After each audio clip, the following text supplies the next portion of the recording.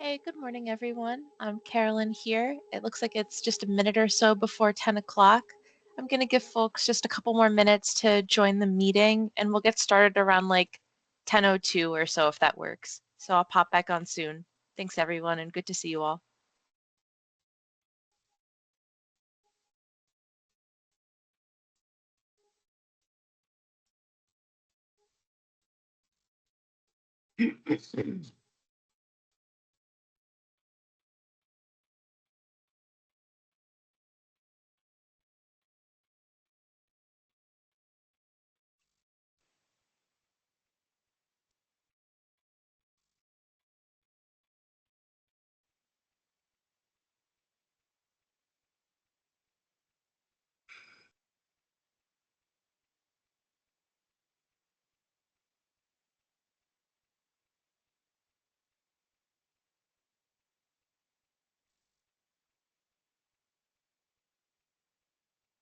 Hey everyone, Carolyn here. It's 10 o'clock. I'm going to give folks just another minute or two to join for everybody to get a chance to sign on with the Teams meeting link and whatnot. So we'll get started just about 10:02. Great to see you all. We've got a great turnout for today's meeting, so I'm really grateful to see that. We'll get started in just a few minutes. Thanks, everybody.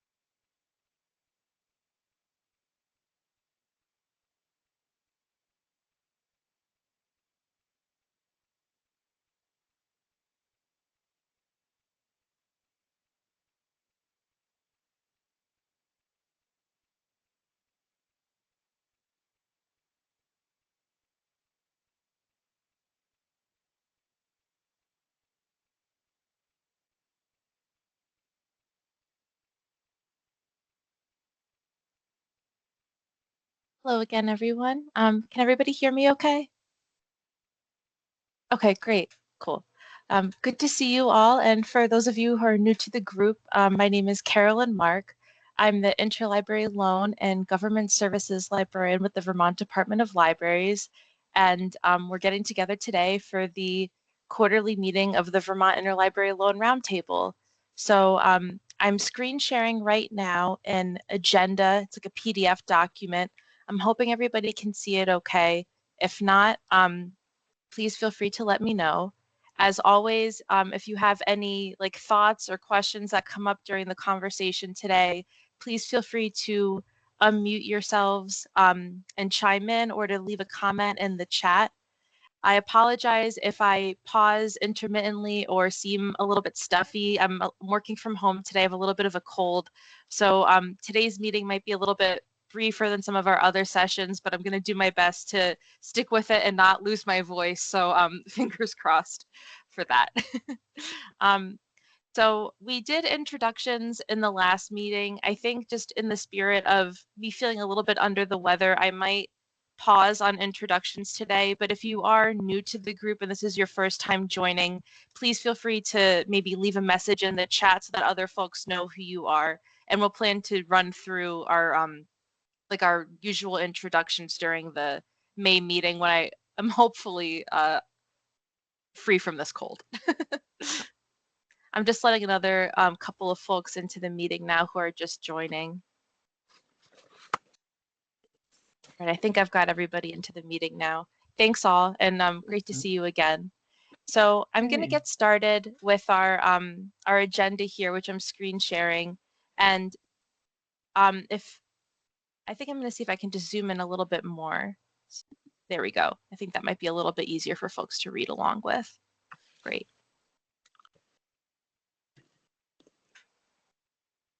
So to get started, a couple of folks submitted some topics via emails. I did get a couple of emails yesterday afternoon. So if you don't see your agenda item on here, I did my best to respond to some folks yesterday, and otherwise I'll get back to you ASAP, and then we'll add that on to the May meeting. But I really appreciate everybody's interest in contributing topics to these sessions, because it makes it more collaborative and positive, and I really appreciate that. So thanks, everybody. The first item that was submitted came from Bree at Bradford, and there's two topics here that she reached out with me to share, and the first being reusable book straps, and the second being new books. So what I thought I would do is just read through the comment about reusable book straps, and then open up the floor for comments and feedback on that topic. I don't know if they connect. One moment. Okay, I think we're all set.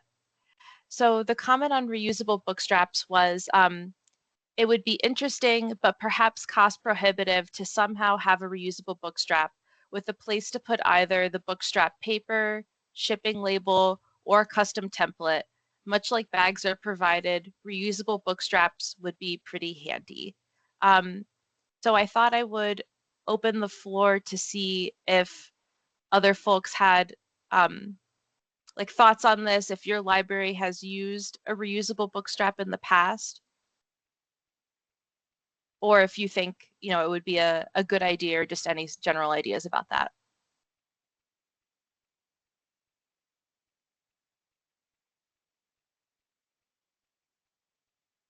We've got a comment in the chat from Kat at Middlebury that I'm going to read through, and then Meg has a hand raised, so I'll jump to Meg after I read through Kat's comment.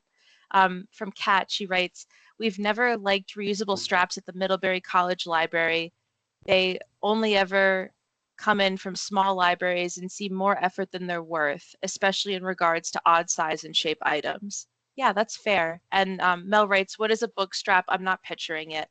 Um, I have my notebook here. I'm going to do my best to like verbally demonstrate. So it would be like a paper band that would kind of go around the front like inside cover, and it might have like the library's name and like a barcode and other ILL information sort of wrapped around the front of the book. And so some libraries print out this like book band template, and then it might be like affixed with tape like somewhere around here connecting the book strap, and other libraries just put the slip in the middle. And Kat follows up and she writes, "It's a strap that's wrapped around the cover of a book to hold the paperwork in place." And Mel writes, "Cool, thanks. I've seen that on some ILLs." Yeah, I think some libraries use the book strap and some use the paper inserts.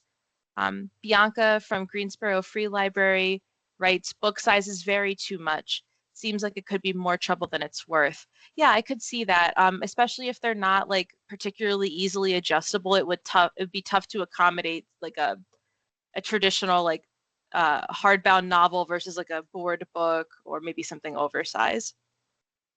Logan writes, "I would rather keep using paper that can be recycled rather than a plastic book strap that might break and then can't be recycled." And Bree followed up on Kat's comment saying, "I could see that." Yeah, so I really appreciate the discussion here. I'm going to check in with our vendor's catalog who makes the courier bags. I'm just kind of curious if they do make something like that and what it looks like and if it is adjustable. In my mind, I'm almost picturing something with like Velcro on the back that would adjust like based on the size of a book, but that's just kind of like lucid in my mind. So sort of a TBD thing, but I really appreciate the topic. And oh, Wendy writes, "Not to mention the patron that removes them and loses them." Yeah, LOL, for sure. I could see that. And Kat writes, "Yes, accurate." And Bree writes, "True, true." Yeah, especially with you're making such like a more costly monetary investment versus like a paper band printout. That's totally fair. Yeah, thanks everybody. And Meg, I see you still have your hand raised. Did you have any other comments or a question to add? Oh, sure. I Yeah. probably could have just put this in the chat, but I can't like seem to figure out how to hit send on it, like the way my screen is looking, and my brain is not here today. So sorry, everyone. You have to listen to me talk. I am like so pro trying to figure out something around reusable book straps. I think what I've tried to look into, I'm at Burnham, and I think like what my vision is that I have not like fully realized is less for like the interlibrary sharing of things, because we really don't print a lot of paperwork. I found that like, kind of I can on a pretty small piece of paper have like the Clover number and stuff. But I've been trying to think of like, we use a book strap right now for when we send stuff out to patrons, just to like be able to distinguish when things come in. Are they misreturns? Are they ILLs? And that's where I feel like so much of the information on there is just like the same rote, like, this is the library, please return it, like if you need a renewal. And like the only thing that ever changes for us is like the due date. And that's where I would love like something reusable where I'm only changing out the due date for people.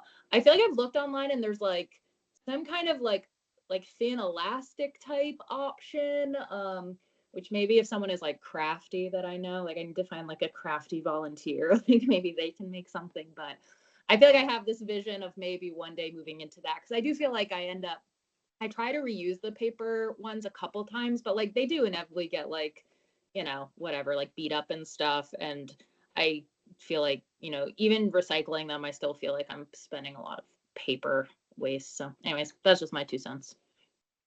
Thanks, Meg. No, I really appreciate it. And if you find that like crafty volunteer and you happen to come across like a prototype or anybody in the group at some point, please feel free to bring any types of like examples or ideas about this type of item to the group. I'm honestly pretty curious about this, and I've been thinking about the question that Bri had sent in. So I'm gonna check in with our vendor and just see like if there is something or if there's like a cool DIY option. And if I come across some ideas, I'll share them out on the ILL listserv for other folks to try too. But yeah, it's cool to explore sustainable ideas. I'm going to catch up on the chat a little bit here before we move on to Bree's question on the agenda about new books. Logan writes, if we used reusable ones, we would absolutely charge the payment if they lost it. Yeah, that's fair. I think that would be reasonable. And Kat writes, also love the convenience of paper printed bands that can be easily altered en masse to update new contact info, etc. For sure. And from Michelle at Fletcher Memorial Library writes, Fletcher Memorial likes book straps. The paper ones are fine. The book straps alert the folks emptying the bins, who are often volunteers, that the book is an ILL, which requires additional tasks at check-in. When the book comes in without markings, it may get shelved as a regular courier book. Yeah, the book straps are a great way to differentiate, especially when you have, volunteers and like multiple folks interacting with the materials as they're coming through check-in. Kat writes, agreed. We have had things get lost in the stacks for literal years because they lost their green bands. Oh no. Logan writes, South Burlington Public Library uses the barcode produced by Clover to brief catalog ILLs and keep track in our catalog, so I would end up producing the same amount of paper. Yeah, we also use the brief barcode at the Department of Libraries, and we make records and our Verso ILS. And when you check in the book into Verso, it deletes the record, and that works pretty well for us. But I think it depends on what your ILS is and what workflow works best for you. So, thanks everybody for your thoughts on that. I'm going to continue screen sharing the agenda with some other questions from Bree. But if other thoughts come up about book straps or paperwork or anything like that related to this first question, please feel free to put your comments in the chat and I'll catch up with them as we go. Thanks, everybody. So this is another question coming from Bree at Bradford, or a comment rather. This is about new books. And I think this came up a bit at the August roundtable meeting in person. I remember writing up a list of libraries that did loan new books and other libraries shared who does and didn't share new books. So I think this is a little bit of a follow-up on that. So Bree writes, for new books, we can lend them through ILL, but it would be after we have gone through our usual patron rounds, i.e. we know that all of our mystery readers are done reading that new mystery. But this is varied, and sometimes the patrons make it through the rounds within the first month, and others longer. So I will comment 2 new, but it doesn't necessarily mean it will be 6 months. And I'm just going to add in, when Bree writes comment 2 new, I think that's just referring to like a response on a Clover request, like 2 new to lend. So going back to Bree's message, also to make a blanket rule that if you don't lend new books, then you can't request new books, I think may put more rural, smaller libraries at a disadvantage. Many times we cannot buy more than 1 copy of a new book, and sometimes cannot buy all the new books, so we cannot lend that one quite yet. But a larger library with multiple copies of new books may have the capacity to do so, question mark. And I'm just going to add a comment for context, the idea of there being a blanket rule if you don't lend new books, if you can't, if you don't lend new books, then don't request them. That's in reference to the Vermont ILL best practices document, which we've reviewed at a couple of previous meetings. And so again, I just wanted to see if folks had thoughts on Bree's question or experiences with your library or other questions that you'd like to share. And just to get started, we have a couple of comments here in the chat that I'll read through.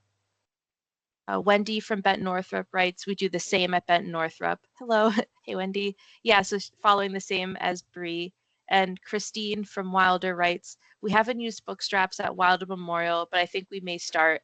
Is there a template for printing book straps? Can they be ordered, or are libraries making their own?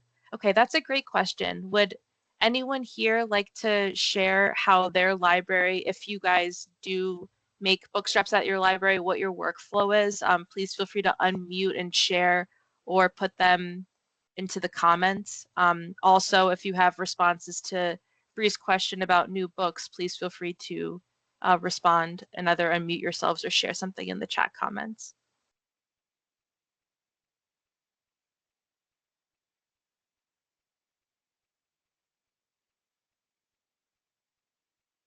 Well, just to get us started, I'm gonna, oh, Bree has their hand raised. Please go ahead. Thanks, Bree.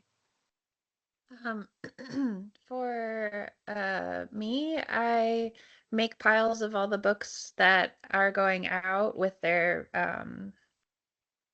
the library card. You know, like what you put in the bag on the front. Mhm. And then I go and I hit print book straps from Clover. There's an option to do that, and it prints them, and I just um, divvy out those book straps to each of those books. And I've noticed some, you know, everybody does it differently to how they attach it to the book. Some just put it in the book or on the back of the book or on the front of the book, or like I've seen some fold it and just put it in the sleeve of the jacket in the front. So as long as it has that barcode on it, that's what we use. We just print it from Clover. Thanks, Bree. I appreciate you sharing that tip. Yeah, at the Department of Libraries, we don't use a proper book strap, but we do use like a small, blanking on the measurement, it's a little bit smaller than like a 4x6, maybe the size of an index card insert that we print out from a template, and that gets inserted into each book. So I think the Clover print book strap tool is great. I'm just going to make a note to share a note on where that is when I send out the meeting notes, just in case other folks would find that useful. We catch up here on a couple of comments in the chat. Thanks everybody for your contributions. Logan at South Burlington writes, South Burlington Public usually starts lending new books once they're about 3 to 4 months old. It depends on when Ingram gets us orders and how much room we have. Kat writes, we use recycled paper as the band. And Christine writes, we do the same thing for lending new books via ILL, and thanks for that tip. That's great. Logan at South Burlington writes, I'm currently not at the office, so I can't show my bookstrap method. I print the received bookstraps from Clover, cut the sides so it's slimmer, and then I use the cut paper as the band to attach the strap to the book. I then highlight the do not remove strap and the due date. Yeah, that's great. Going back to the idea of if there's paperwork included that doesn't include patron privacy information, to keep that throughout the transaction journey of the book. Tenzin writes, we do print the book straps from Clover and attach the front of the book so that it helps us process for checkout and check-in. Kat writes, so we get the book strap printout from Clover and then use those to pick up the books from the shelves. Those picked up books come to a table where we have strips of recycled paper pre-cut that we use to affix those printouts to the book before sending. Mel writes, I agree with Bree about smaller libraries being at a disadvantage for new books. In general, RFL doesn't lend in the first 6 months, but we have wiggle room. Same with Golden Domes. In general, we don't lend them ILL until the end of their Golden Dome cycle, but we do make exceptions. Yeah, and thank you for sharing your thoughts on that. And with the idea of like a blanket rule of if you don't have new materials, don't lend them. I think that these types of conversations are helpful because there is a little bit of nuance to that, and different libraries have different policies. Some libraries, I shared a list in the August meeting notes of libraries that do send new materials, and I think that there are also some libraries who review each Clover request and see like, oh, is it quite 6 months old? Are there holds for it? And then there are some other libraries who might be processing such a high volume of materials, or due to like staff capacity and bandwidth, just kind of apply that just overall policy to all of the materials. So this is helpful for me to learn too how other libraries are lending. And I think this is a great conversation to continue in this meeting if others have additional thoughts about, does your library lend new books? Why or why not? How do you mark that? How do you handle those transactions in Clover? Please feel free to either chime in anytime now or to mention something in the comments as we go. And with anything in these ILL roundtable meetings, even if we talked about something 10 minutes ago and then you're like, oh, I just thought of this, I'd much rather you chime in and unmute yourselves or put something in the chat than share than not share. So it's totally flexible, just as a thing to say. So I'll move on to the next agenda item for now. It looks like I'm all caught up with the chat, which is great.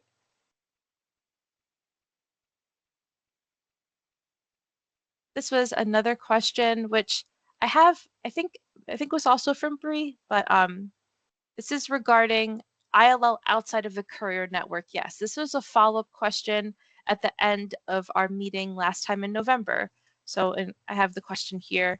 How does everyone handle lending outside of a courier if you belong to a courier system? Do you track a budget for postage? Do you trend how many of those requests you receive to help budget for the next year? Do you have conditionals for everyone outside of a courier? Sometimes have conditionals or never have conditionals? What is our understand obligation to supply to those outside of the courier? So I have some comments that I'm happy to share in response to that question, but I wanted to open that up to everybody else first. And so I'll just read through some of those questions just one more time. For ILL outside of the courier, how does everyone handle lending outside of a courier if you belong to the courier system? Do you track a budget for postage? Do you trend how many of those requests you receive to help you to budget for the next year? Have conditionals for everyone outside of a courier system? Sometimes have conditionals or never have conditionals? And what is our understood obligation to supply to those outside of the courier?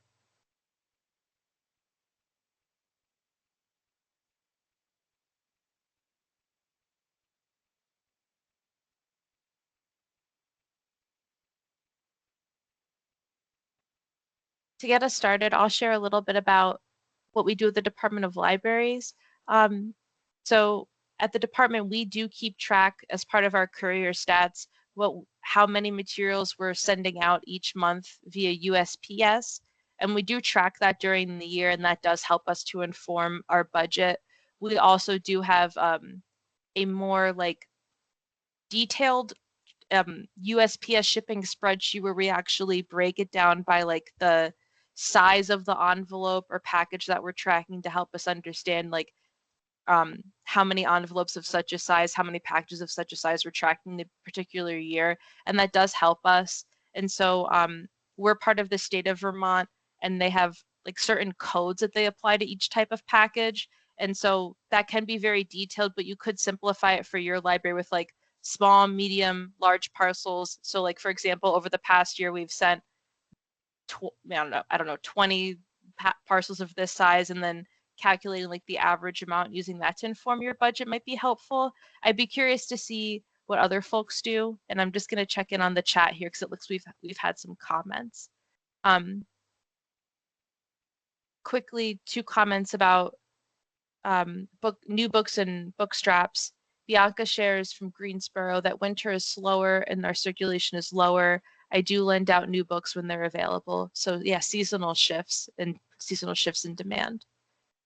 Kat writes a question about printing the book strap. Bree had asked, does printing the book strap before confirming that shipping alters the information on the book strap? Kat writes, not that I've seen. We use the in-process status to make the bands printable, but don't mark anything as shipped until we have the items in hand. I would agree with that idea. And then back to the question of shipping, Logan at South Burlington writes that South Burlington has a budget for postage that is shared by billing, ILL, and the cataloger, as she has to send things back to Ingram. We keep track in an Excel sheet that the director can see. I also keep track of the total postage spent on the ILL tracking sheet. Given that we're a larger library, it hasn't been too expensive for us. Yeah, Logan, thanks for that concise explanation. That's excellent. And that's pretty similar to what we do at the department, something that is like easy to add to as you go. We have a document that's on a shared drive, and then anyone who is shipping something from the ILL team can add to it. And then it helps everybody be on the same page about what we've sent out via USPS, when, what the tracking number is, and how much we spent on the package. Oh, another comment from Logan about the book strap. They write, I use the received book strap once I've marked it received. That way it has the patron's name on it. Yeah, that's a great tip too. Thanks, Logan. Courtney from Kimball writes, we from Kimball Public Library track postage, excuse me, on the same spreadsheet as how many ILLs are sent and received. Yeah, that's great. If you're keeping statistics already and there's a way that you can kind of consolidate keeping track of this with your statistics that you're already keeping for courier and ILLs in general, that's awesome and will probably be a good time saver. So that's great. Tenzin writes, we also do track our stats. Also, I'm sure our director keeps track of our budget for mailing. So far, we've been pretty good, not a huge restriction. Thanks everybody for sharing your thoughts on this. Kat responds to Logan's comment about using the received book strap once marking it as received. Kat writes, good call.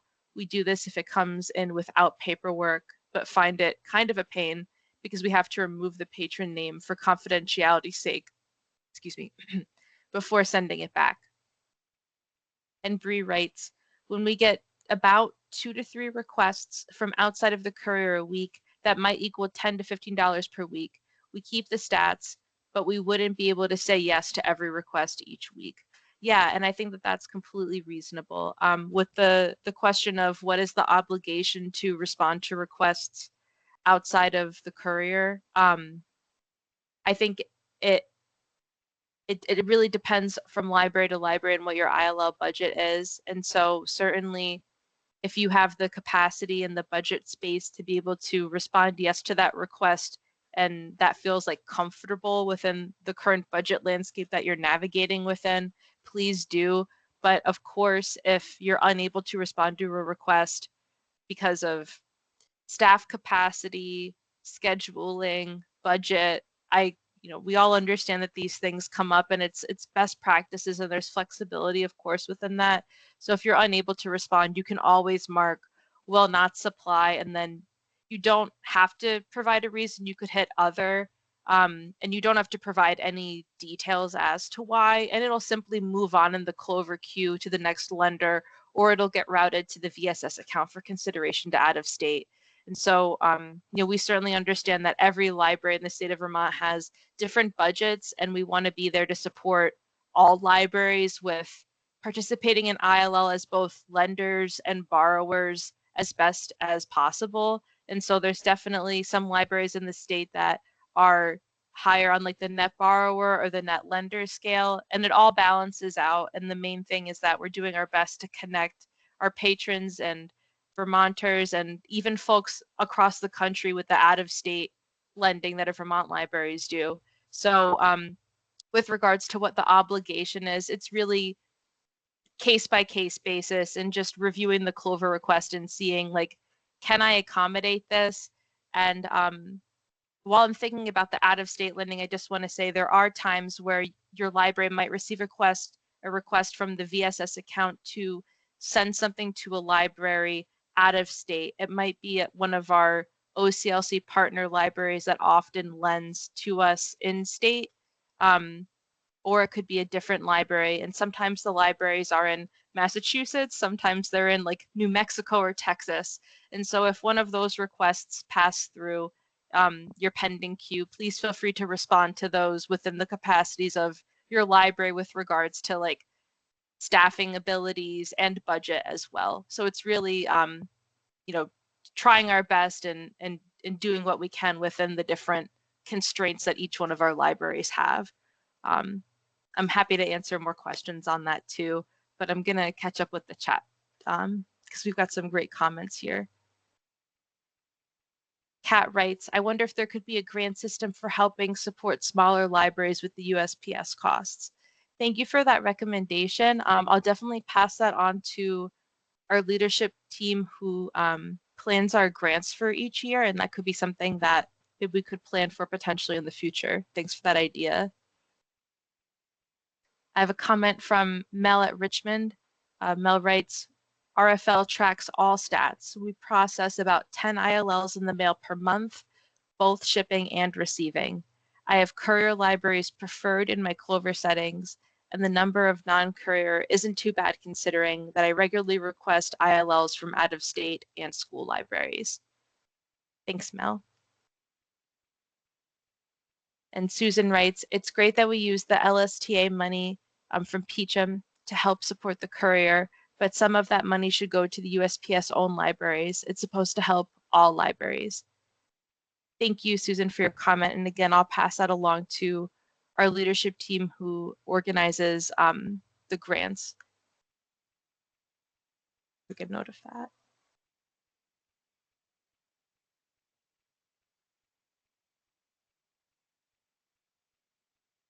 Couple other comments here in the chat that I'll read through from Logan. I've been getting those out-of-state requests today, so exciting. Thanks, Logan, and thanks for your support of the out-of-state lending program. We appreciate that. Comment from Christine.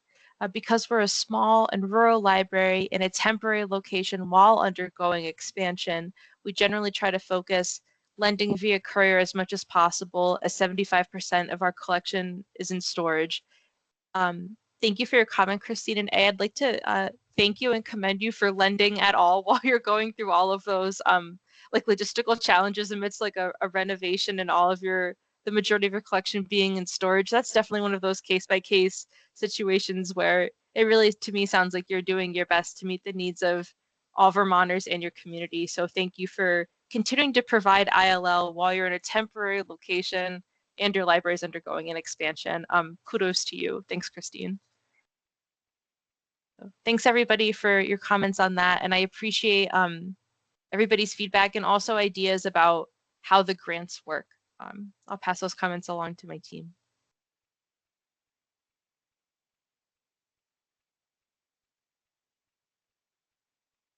So I'm scrolling through the agenda here to item B.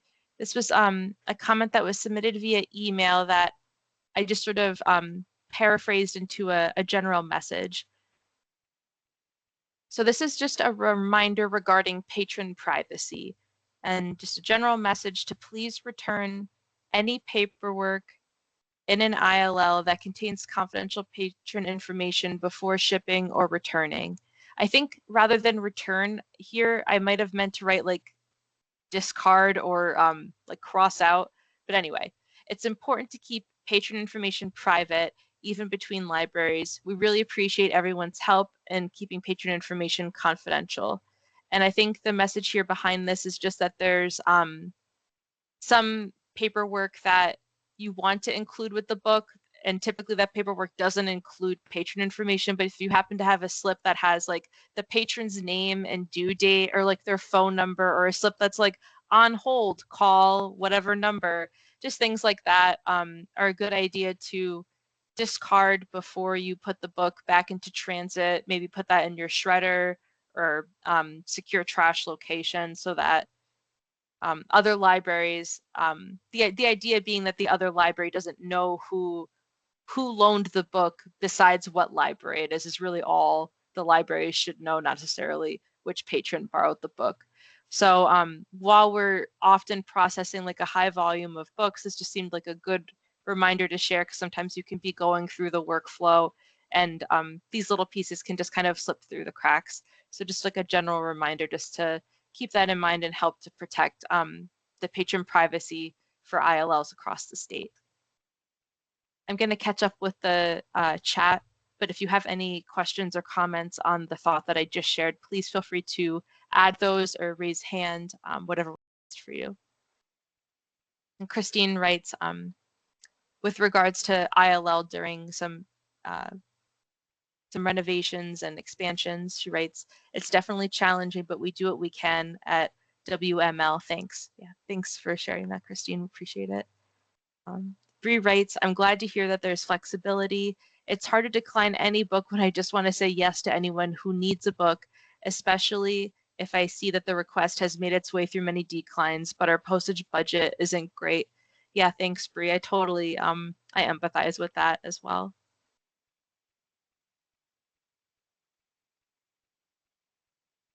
Comment from Logan. This is in regards to the ILL paperwork that may contain patron information that would fall under a patron privacy protection.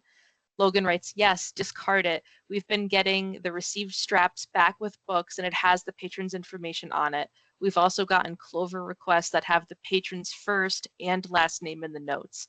Yes, thank you, Logan, for your comment.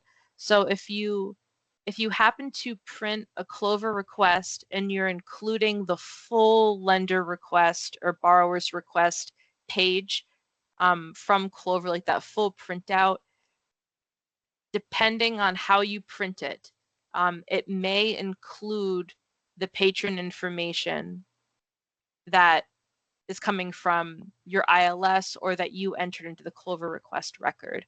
So I would recommend that if you're printing those PDFs of the full Clover request page, take a look and just make sure that the patron information isn't on there. If it is, white it out or Sharpie it out if that is your preferred method of paperwork for ILLs. Otherwise, I would suggest using the print bookstrap or another template for ILLs rather than that.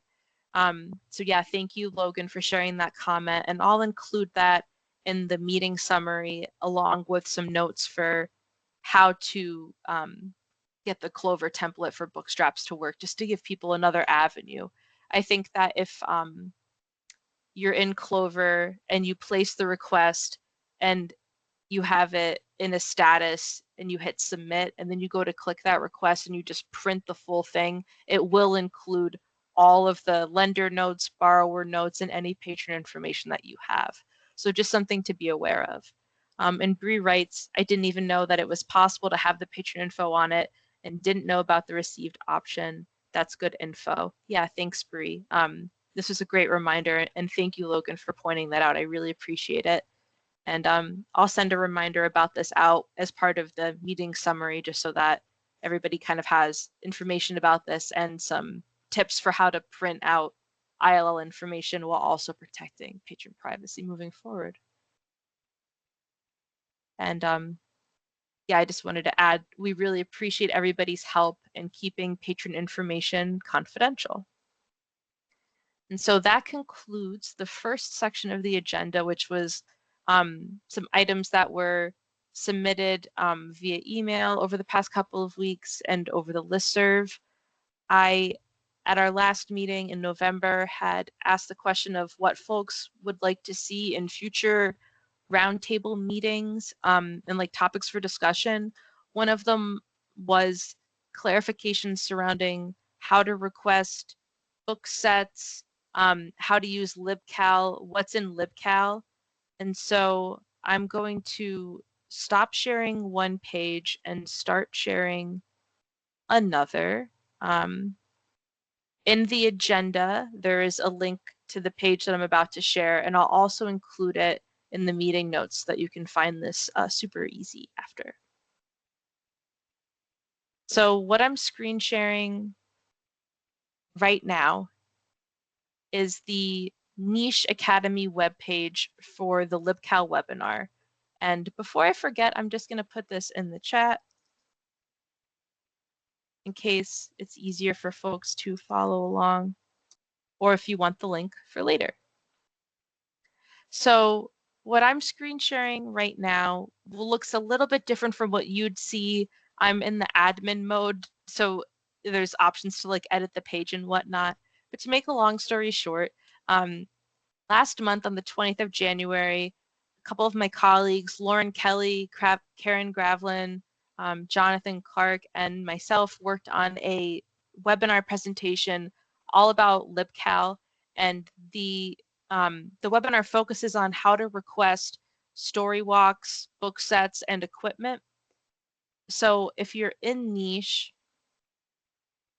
via the link that I shared in the chat and that I'll also share in the meeting notes, you can access the PowerPoint presentation and a PDF of all of the slides that we shared. And there's also a link to the recording. And so I'm just going to make sure that this is muted. But just for the purposes of showing you, you can see the whole recording here, and you can scroll through, and this includes all of the slides that we presented and all of the audio. So you can like follow along and skip through if there's particular sections that you're interested in. And then you can follow along with the slides for links. So I'm going to see if I can get this open here.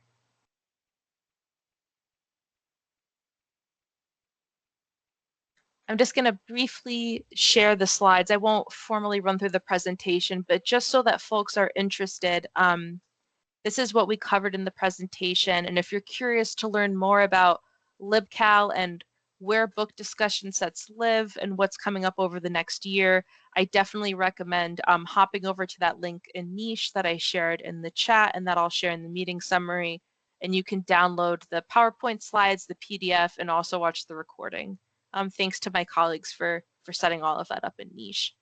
But just to quickly share the slides, we have a link here for how to get to LibCal. Just a sense of the calendar and where to go. On the Department of Libraries website, we have a web page that's linked here in the slides that has step-by-step tutorial and instructions. See if I can just open this here quickly. Yeah, here's the page. This has a YouTube video walking you through how to submit a reservation request in LibCal, along with information about what's available in LibCal and what you see when you place a request, basically outlining every step in the process.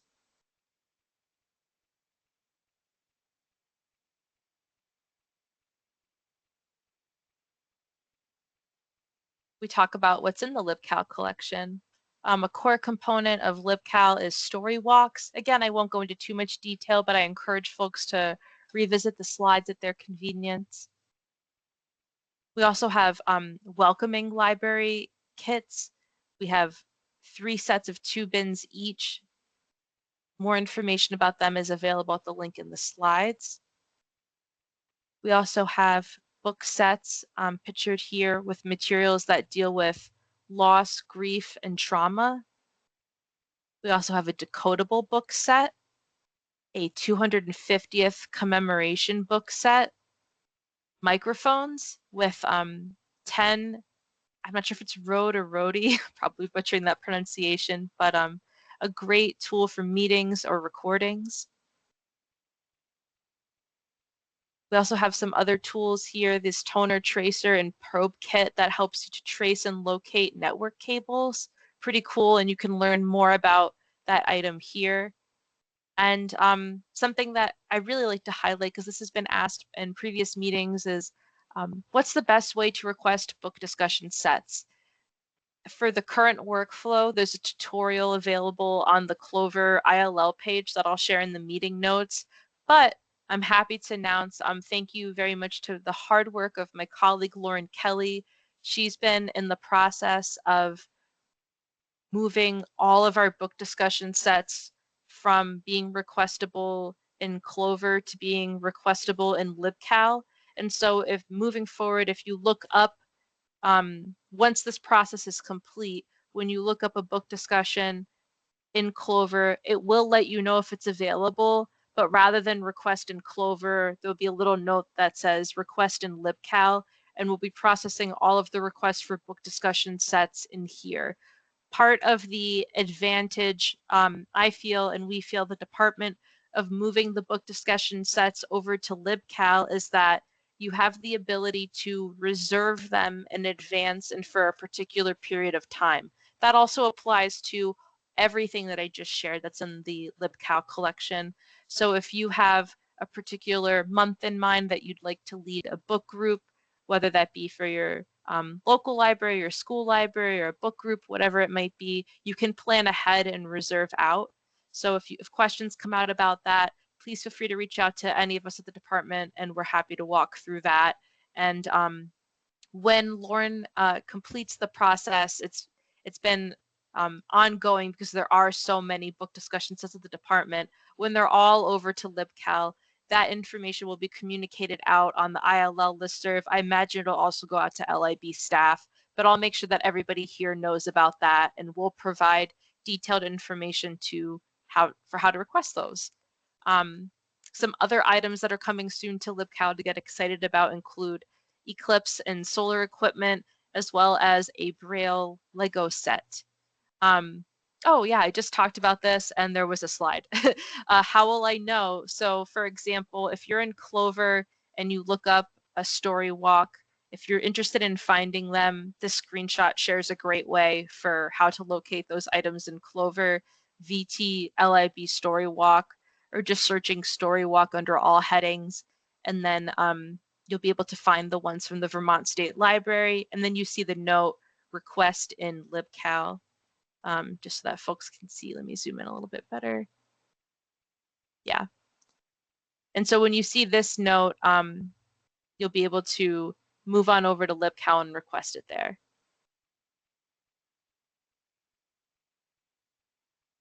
For folks who prefer to search for items in our online catalog outside of Clover, the Department of Libraries and the State Library use Verso for ILS.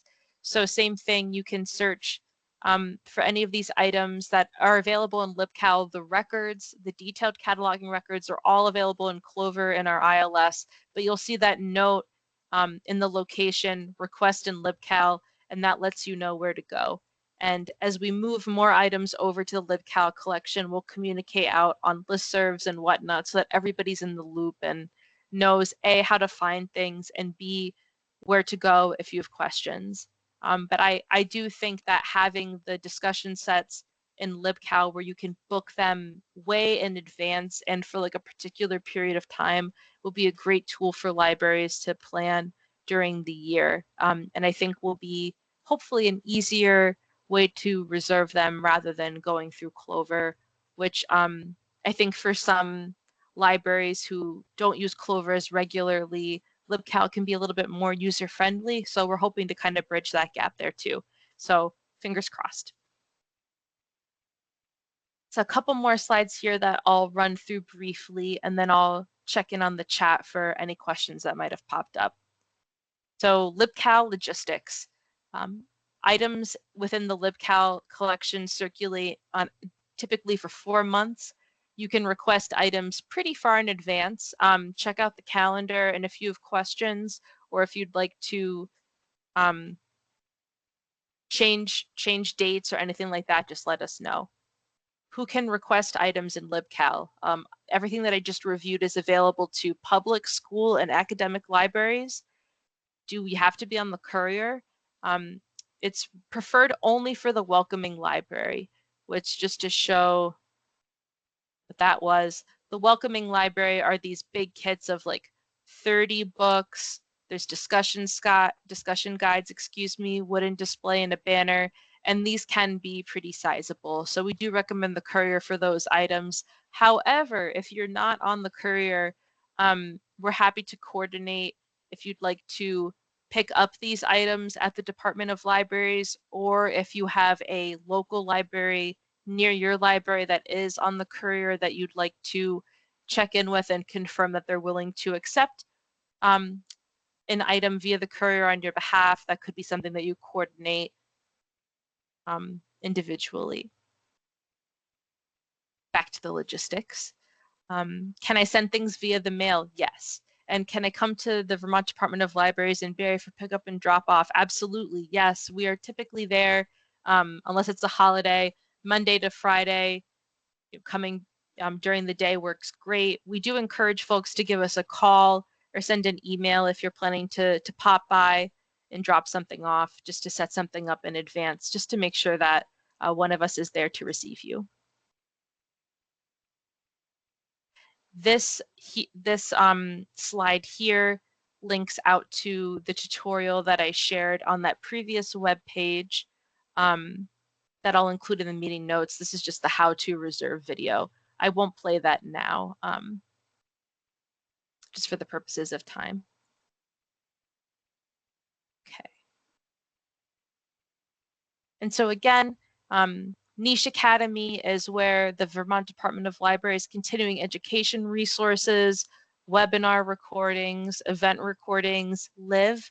It's a great resource. If you have questions about Niche, please feel free, to reach out to any of us at the department, and we're really happy to help with it.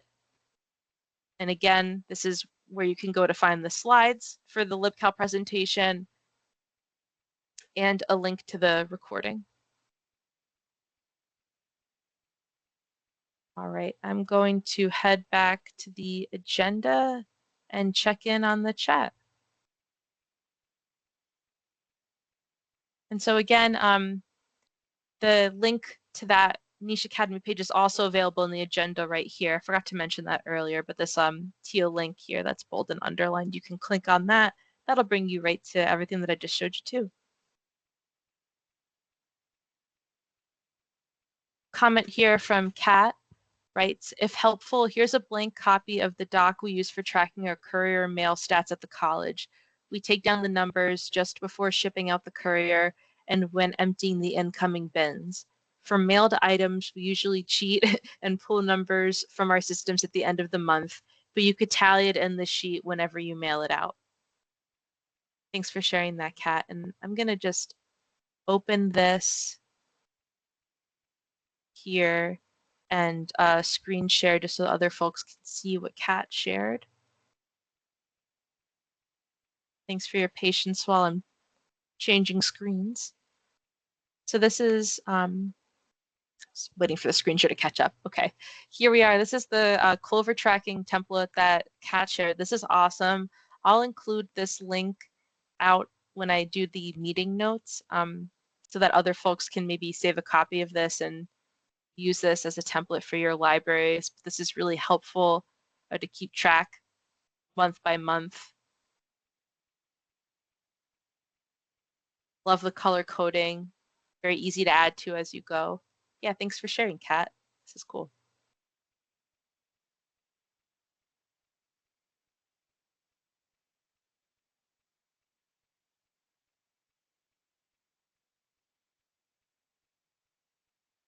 Alrighty.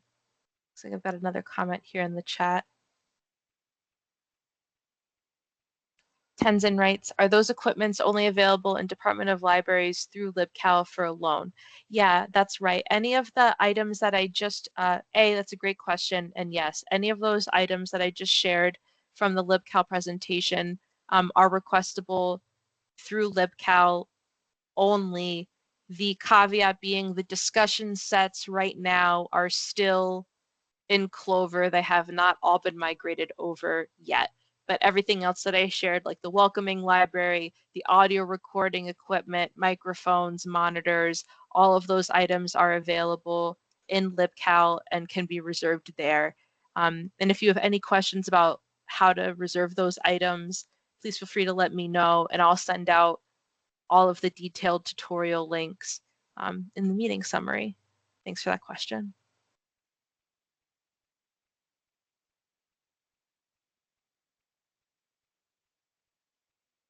So that was the third agenda item, and then moving down, I have just general Q&A and ILL discussion.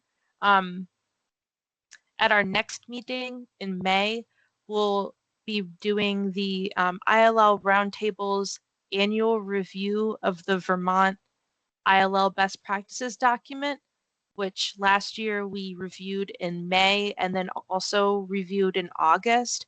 So I've had a couple of folks reach out with some potential items to consider, or excuse me, some items to consider for potential addition to the best practices document. And I really appreciate folks reaching out with those. If anyone has ideas for the best practices document that they'd like to share for consideration for that meeting, please let me know. And I just wanted to, in the meantime, open up the floor for general Q&A and discussion. And I'm just going to read through some prompts that will hopefully get us started with some ideas for what to talk about. But of course, if there's something you'd like to discuss that's not on this list, please feel free. So if anyone has successes or challenges, cumbersome aspects that you've encountered with ILL recently, interesting, quirky requests, what's working well, and any tips others might benefit from. Excuse me.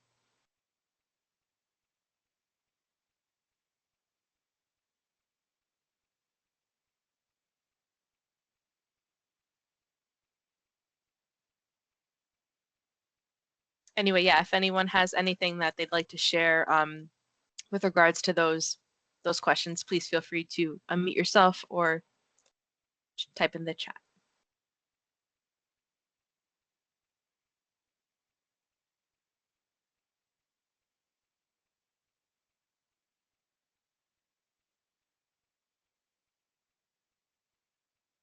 Kat writes, something quirky, lots of folks asking for region-locked DVDs of late.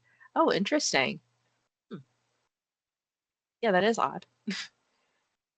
And a comment from Logan, the most cumbersome thing I've been running into is when requesting book hits on Clover, I'm getting single books that are miscatalogued as a book hit. Thank you for mentioning this. This is a result of how books are cataloged in a library's individual ILS and then how those records are carried over to Clover. I will mention this to my colleague, Lauren, so that she can bring this up at her cataloging roundtable, because I do think that consistent cataloging of book sets will help this. And Logan also followed up and writes, this also happens with regular print being miscatalogued as large print. Thank you for bringing this up. Yeah, I'll mention this to Lauren so that she can add this to something potentially for her agenda at her upcoming cataloging roundtable. I do think that I've come across these records as well. For example, at the Department of Libraries in Verso, we have sort of like a branch record for the book discussion sets, and then then there'll be another record that has all of the individual books on it. And that's sort of the way that it's been done, and something that my colleague Lauren, quote unquote, like inherited as a cataloging style. And so I think that some libraries are kind of set up in a particular style of cataloging, and then that can lead to inconsistencies down the line as things change, or books change and whatnot, and collections shift over time. So I'll mention that as something to bring up at the cataloging roundtable, and I appreciate that thought, because I can see how that would be frustrating when you think you're getting one book and you're getting a kit and vice versa. Courtney asks, can you please explain why some libraries show up as parentheses in a Clover request? Books seem to be both available and not available from these libraries. Yeah, thank you for asking about this. This is something that we've been working with Autographics to resolve.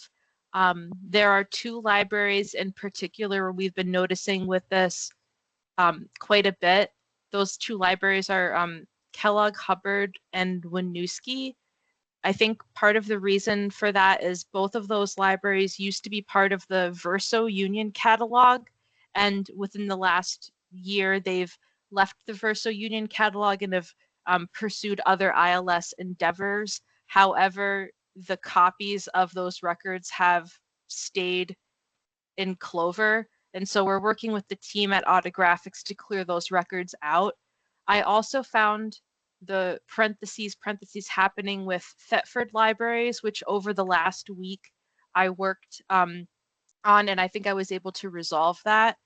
And there's a couple of other libraries that my colleague Linda, who processes all of the VSS requests, she's been keeping like a running list for me of books that come up where the location is parentheses dot parentheses. And so my plan is to continue to kind of chip away at troubleshooting that.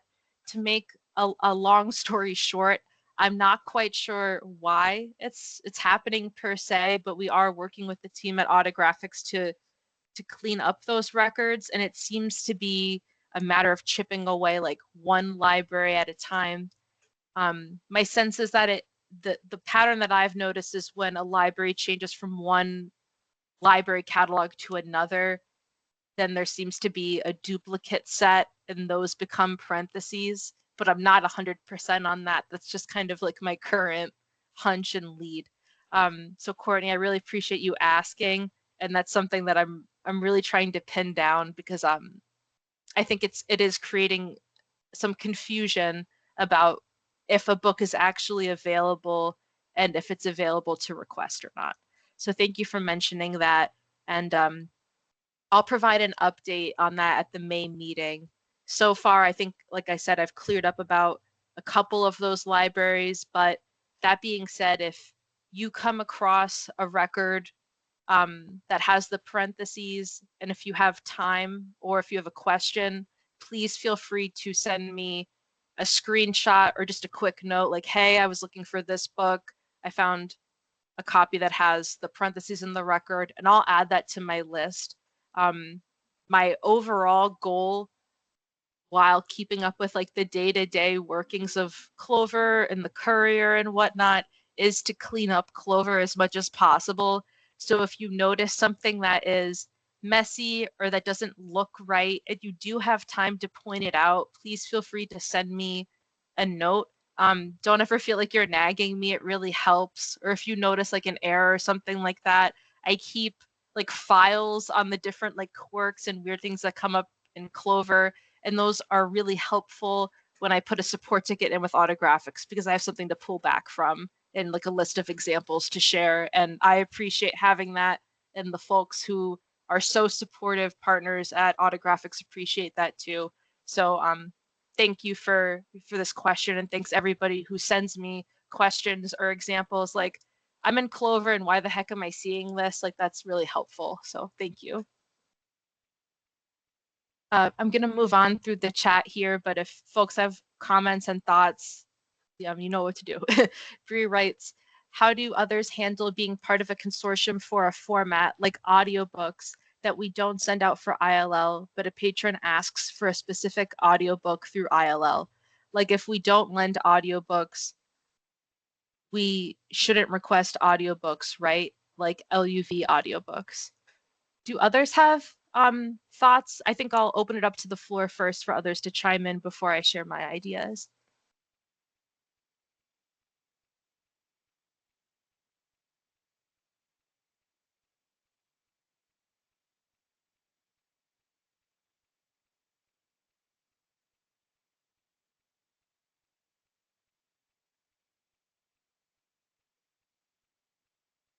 Oh, and just catching up on some other parts of the chat.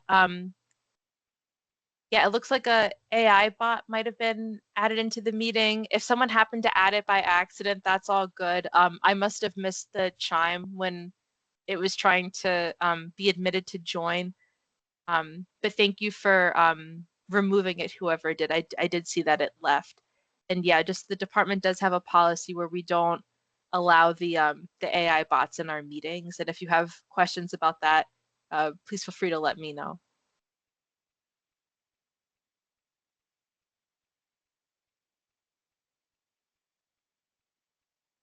Oh, Meg, please feel free. Yeah, I figured I'd jump on the question about lending or requesting things that you don't lend. I feel like that comes up for us a lot because I know certain departments for us have thoughts on like playaways. Like I'm the teen librarian, so like I send out our playaways, but some of our larger collections don't. But I do then sometimes get requests for them. I feel like I'll usually put the request in, but in like the notes, I'll be like pretty transparent of like, hey, I know we don't usually lend these, so totally get it if you if you don't want to lend it, but figured I'd ask.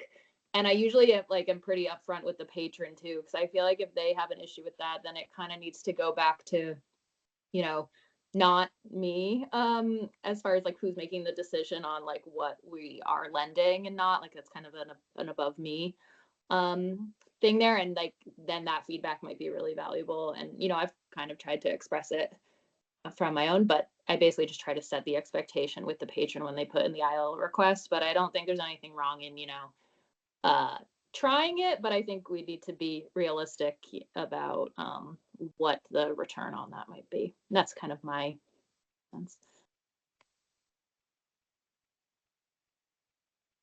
Thanks, Meg. Yeah, I completely agree. I think transparency and communication and like reasonable expectations is key for something like this. I think that we talked about this a little bit at our last meeting in August. And again, I think there's a lot of flexibility with something like this. I really agree with Meg's suggestion of putting like a note in the Clover request, like, hey, our patron asked for this. Typically, this isn't something that we would lend, but just thought that I would ask.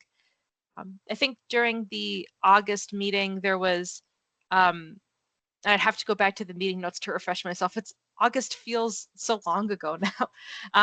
But I think that there was conversation about like, if it's not in your collection at all, if you don't have any audiobooks, then request away. But if you had some audiobooks, that's where I feel like that little context note would be really helpful, like Meg had suggested. So thank you for the question, and thank you, Meg, for the thoughts on that.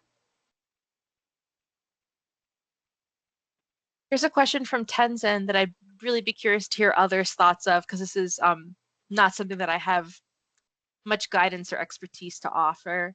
Tenzin writes, we have a short-term patron who doesn't have a permanent address. Does anyone consider requesting ILL for them? How do other libraries handle them? And does anyone have policies for them? So again, the question regarding providing providing ILLs for patrons who don't have a permanent address, and how do you navigate that? What does that look like at your library?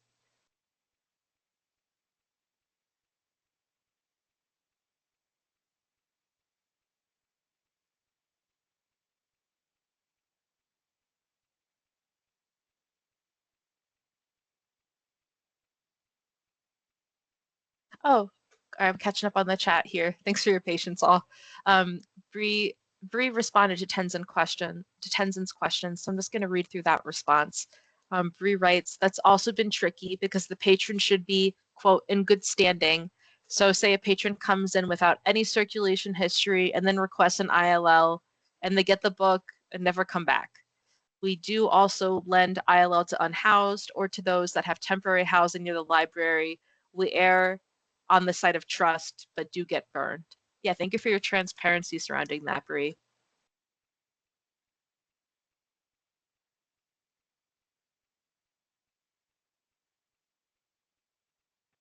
Tammy at Springfield writes, we process ILLs for all patrons in good standing with us.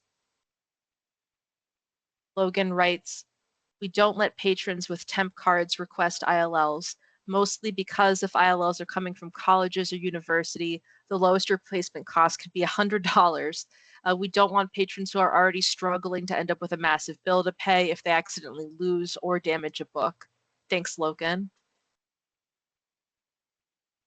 And Tenzin, thanks everyone. If folks have other comments in response to Tenzin's question, please feel free to chime in the chat. I agree with the thoughts and ideas that others have shared. Again, this is not an area that I have particular experience with, and I apologize I don't have more guidance to offer you in that area, but I really appreciate the folks that chimed in with suggestions. There was a question here that was kind of in the middle that I'm gonna just pull up here. It's coming from Christine. At WML, we're under expansion and 75% of our books are in storage. Unfortunately, we have not made any indication in our catalog as to what's in storage and what's not in storage, which I think causes confusion in Clover. We get quite a few lending requests via Clover for books which we do not have available. While we made a note in our participant records explaining that we are unable to lend some books at this time, and I also add a note to each lending request which we decline. Is there another way to indicate which books are available and which are not in Clover? That's a great question, Christine. I'm just going to make a quick note.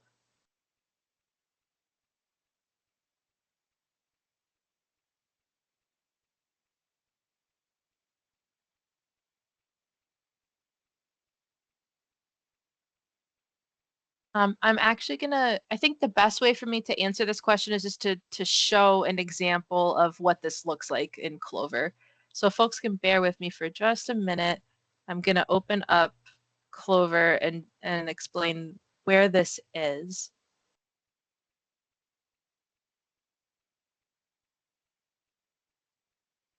I'll screen share in just a second. I'm just getting over to the page.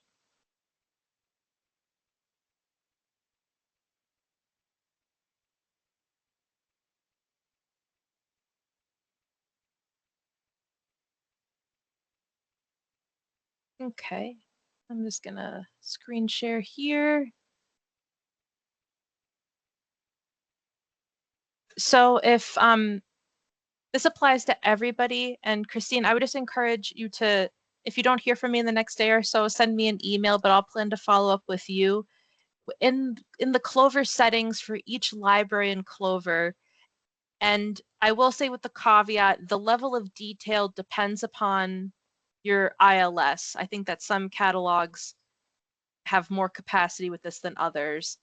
We have the ability to mark out all of the locations in your library that you catalog books within, and then we can mark whether or not they are available for lending or not in Clover. So with your specific situation, if for example, like all of your adult nonfiction happens to be in storage, I can mark it as non-lending. So here in Clover, to give you sort of a behind the scenes view, there's the source location name, the library's name in Clover, and the ILL code. Anything that is available would be here without that non-lending note. And so every library in Clover has this detailed array of admin settings depending on what they loan or not. And if at any point, this applies to everybody, if you're getting requests for new books or holiday books or a set of books that you think you had mapped, um, and it isn't working properly, please let me know and I will I'll update those admin settings for you in here. But I just wanted to kind of show everybody what that looks like, so that if you're receiving requests for a particular item, it's because it's mapped that way here in the admin settings. But if your library is ever going through a renovation or like a weeding project or anything like that, where you would want to block off a whole subset based by location, we can do that. So just feel free to reach out to us at the department anytime, and we can set that up in Clover. Tenzin asks, may I ask if we can access this screen? That's a great question. To make a long story short, no, this is just for the Department of Libraries admin staff. However, I can make a excuse me, a PDF of a page. So like if you would like a copy of your library settings, I can print that out in a PDF. And for libraries that are on Vocal and Catamount, I have a spreadsheet that April created with all of the location types and whatnot that libraries can fill out. And I'm working on making those for all of the ILSs, but we do have those for Vocal and Catamount. So if at any point you'd like to see what your library's admin settings are, or you'd like to make any changes, let me know. So I know that was a little bit long, but I just wanted to make sure I did like a good job of explaining how that works.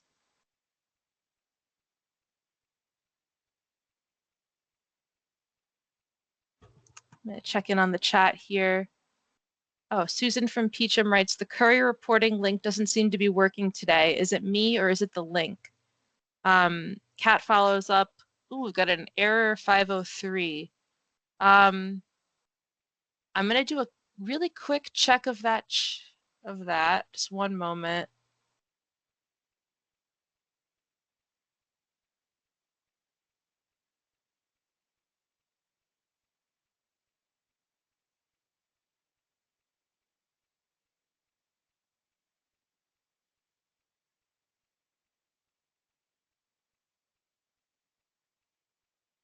Yep, I'm getting the same error message. I really appreciate you flagging this. I'm gonna make a note on my banana post-its, which are really fun. Just thought I'd share.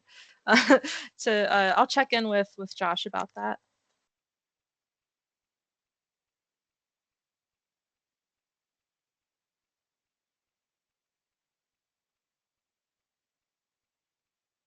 So thank you for flagging that. I know that the folks who host the courier site were recently doing some updates and I think a firewall update. And so my sense is that something may have gone askew. So I'll see what's up there, and I'll send a follow-up out when the courier stats website is back up. Sorry about that. Sorry to hear that it's down for now, but we'll get that back up. And Christine asks, this really helps. Is there a way to break it down to individual titles? From the admin setting, no, but I think one way to think about it is that you could run a report depending on your library's ILS. You might be able to run a report of all of the titles within a particular location. So I could send you a copy of what your settings are in the Clover admin, and you'd be able to see like nonfiction available to lend, new books unavailable to lend, and then you could cross-reference that to a report generated from your library's catalog to compare that to. I'll check in with Autographics and see if we can get something more granular, but that's my best guess for now. Before I move down into the chat, I have a hand raised from Karen, if you'd like to chime in. Yes, may I backtrack a moment to the book kits moving to LibCal? Yeah, sure. Yeah. Okay, I just wanted to let you know our library doesn't participate in LibCal. So what I'm wanting to let people know, we have about 75 library book kits that people could still search for in our catalog and place a hold on the kit, and we're happy to lend them. But my question is, if they're no longer going to be requested via Clover, does that mean we cannot send the kits to people via the courier? Oh, thanks for your questions, Karen. Yeah, I'm happy to respond. So just to clarify what I mentioned earlier, only the Department of Libraries book discussion sets are moving over to LibCal. So other libraries Oh, within the state can leave their book kits wherever they may be at this time. But it's just the Department of Library okay. sets that are going over. Yeah, and LibCal is totally free. So if your library would like to participate and you haven't in the past, you can request via LibCal without being a member of LibCal. I think you might need to make a quick account to set up, but you certainly don't have to have your library's collection in LibCal to request in LibCal. It's for like everybody in the state to request from. Um, Okay. and yeah, and the other question about the courier, yeah, you can send anything, any library materials at all can go through the courier, whether they're from an OCLC request, a LibCal request, a Clover request. Any library materials are free to travel through the courier. Fantastic. Thank you so much. Yeah, thanks for your questions, Karen. I appreciate that. Mm-hmm. All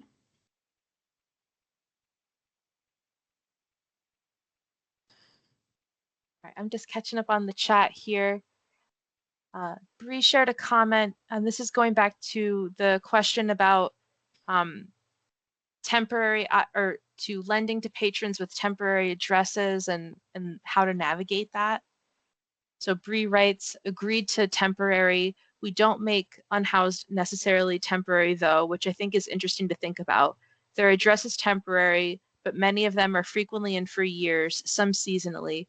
We pretty much give everyone a local or non-local card, but that may be something I can discuss with my director for the why and how.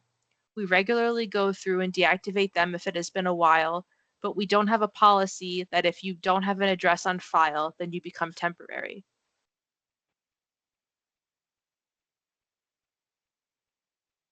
Thank you, Bree. A comment from Wendy. This is a question following up on Christine's ask of, is there a way to break down those Clover settings that I had screen shared into individual files, that location item mapping? Wendy asks, if you're on Vocal, could you do batch modifications and that would reflect in Clover?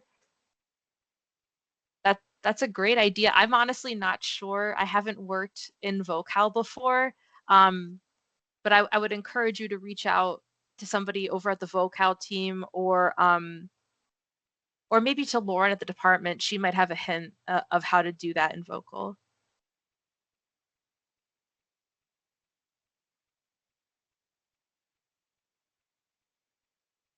Oh yeah, Susan chimed in and writes, yes, if you're on Vocal, you could change location, for example, storage, and then ask Carolyn to mark that location as lawn lending. All right, awesome. Thank you for resolving that here. Yeah, thumbs up for that. So yeah, if you're on Vocal, change the location, and then you reach out to me, and I'll be able to mark that as non-lending in Clover. So oh yeah, and Susan also shared the vocalhelp@googlegroups.com email address if you need help with Vocal. Thank you for that. I didn't know that email address existed for folks who have questions. Very cool.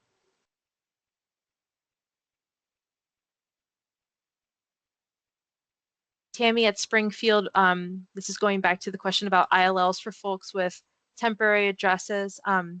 Tammy writes, we use the new patron category for unhoused patrons or patrons who do not have proof of address. This card expires in 30 days and patrons are limited to 2 items at one time. Thanks for sharing, Tammy.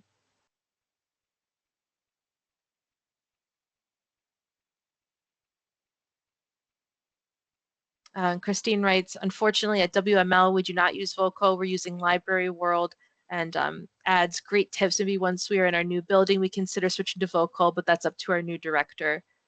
Thanks for, yeah, thank you for that. And I'd have to check. I forget some of the ILSs and what the capabilities are. I think, I'm not quite sure if Library World has the same item mapping as some of the others. I'll double check and see.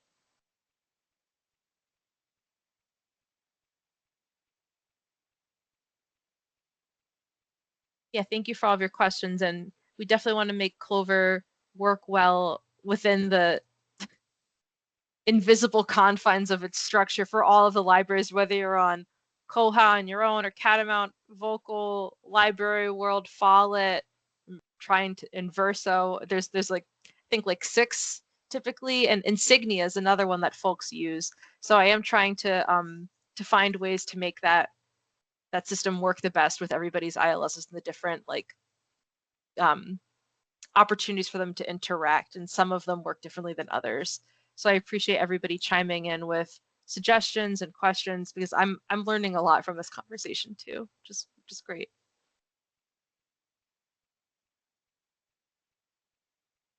Bree writes, interesting. We're on Koha under new patron. It makes you choose a category like limited, adult, juvenile, etc. I don't see an option for new patron, but I wonder if that's limited. Do other folks who have, who have Koha have thoughts on that or have interacted with that menu before and might have a suggestion for Bree?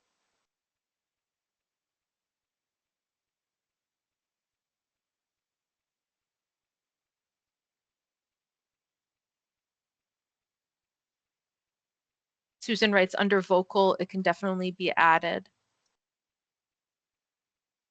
And Bree, offhand, I'm not sure if you're Vocal, Catamount, or standalone. It may vary depending. And again, I'm not quite sure.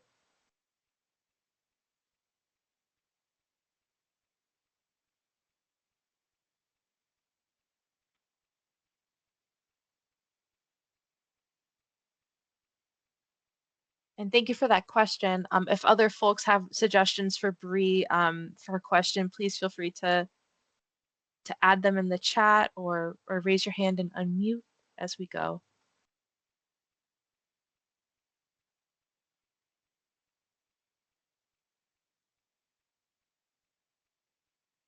And again, I'm just going to pop back over to this list of questions, and there's the ones that I previously read through, which I'm happy to hear thoughts and questions and comments from others related to successes, challenges, interesting and quirky requests, what's working well, tips, like things you've stumbled across recently. I did have two other questions here that I thought I'd toss into the mix, which are every month Autographics, the team that hosts Share It, Clover, that the ILL software, they have these monthly webinars that include a Q&A session, and they're called Sharing About Share It. When you register, there's an opportunity for you to submit questions in advance or ask them during the session. These might be questions about like the autographic system in general, beyond what the Department of Libraries Clover system is. And so they are interesting, and I do attend them. And right now they are promoted in the Vermont Department of Libraries resource update emails, which are sent, if I've got my listservs right, I think it's the VT Libraries listserv that these are being promoted on. And when they are promoted, we include a link to the upcoming webinar where you can register and submit questions. We also include information about where in Clover you can access from the staff dashboard previous recordings of these webinar meetings. I want to be mindful of how much traffic I'm putting on the ILL listserv, which is part of the reason why I'm bringing this up. And so right now on the listserv, I tend to share ILL roundtables, software updates to Clover, Share It, and like other big ILL announcements. I do wonder if other folks have been attending these, if other folks are interested or not, and if you'd like these shared on the listserv too. So that's just one thing I thought I'd put out there as like just to get a feel. And then the second question that I had was, does your library use patron initiated requests in Clover? Do you and your patrons find it easy to use or not? I guess a third question is like, have you used them in the past and you've stopped? I'd also be curious to hear about that. I haven't had too much experience with patron initiated requests.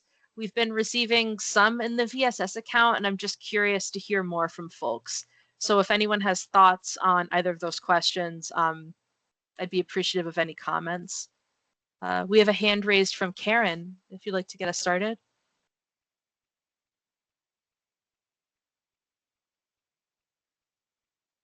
Oh, Karen, you're muted, just so you know.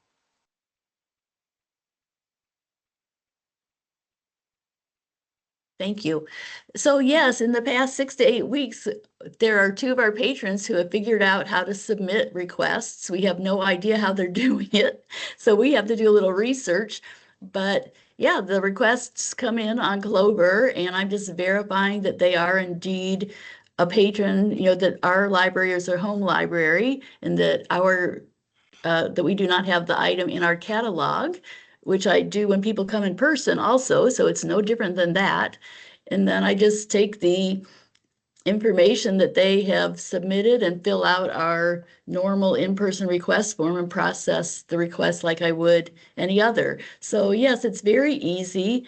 I spoke with our director about it. He was totally surprised too, because I've been doing this particular job for 3 years and never had any requests come that way. So I don't know if it was a result of an update in the system, but I'm all in favor of it. It makes it easier for these folks. They don't have to come into the library or call, and it's not been a problem. Thanks for letting me know, Karen. I'm curious, are you receiving the requests and then you kind of have to approve them before they go into Yes. Clover? Okay. Yeah. No, I go into Clover and I'll see there's a line item that says awaiting approval. So I click on that and it's like, oh, here's one of our patrons has requested an item. So I can either approve it or not approve it. And like I said, I just, check a few things quickly, to determine that we're their home library and that we don't already own that item. And then I go ahead and approve the request, and it's, I write down the request number and we're good to go. Thanks, Karen. I really appreciate your thoughts on that. I haven't worked with the patron request, and I was really curious to see like how the requests kind of flow through. So that was really helpful. Thank you. Sure. We have a hand raised from Susan. Hi, we use some patron-initiated requests, but our patron list did not automatically get populated in autographics. So I have to add patrons one at a time if they're interested in that. So I'm curious to know if the folks who don't know where their requests are coming from, if they're in Verso, like Verso and autographics might talk to each other, or if there's a way to bring all your patrons in. But I really have only a few patrons who are interested. For most requests online, we just use a Google form and people submit their requests and we see them and then put them in Clover.